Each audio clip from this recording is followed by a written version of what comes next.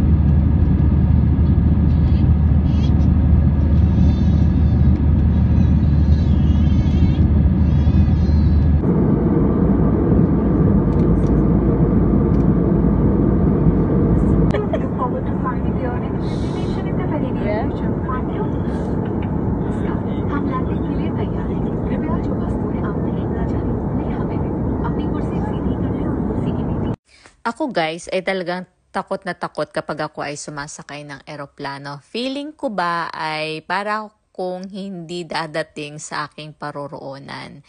Pero dahil sa dami-dami na ng flight na nangyari sa buhay ko ay sanay na din ako. Pero syempre, bilang isang Pilipino, yung mga prayer booklet natin ay hindi nawawala sa lahat ng aking mga dalahin. Sa lahat ng aking bag, mayroon akong prayer booklet na dala-dala na binili ko pa sa Quiapo.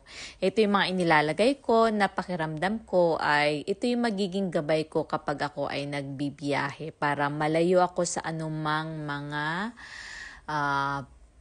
aksidente or kung ano pa mang mga pangyayari sa daan. So, dala-dala ko yun talaga. So, pag dinala ko yun, nagiging kalmado yung pakiramdam ko kapag ako ay sumasakay ng eroplano.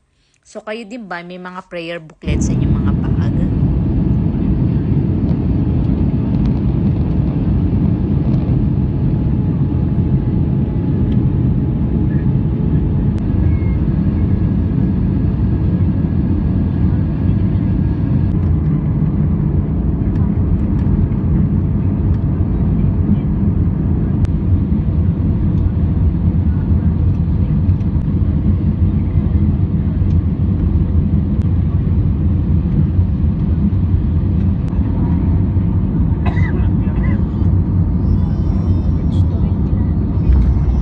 Touchdown, Pune. Welcome to Pune. Hanggang sa muli. Bye.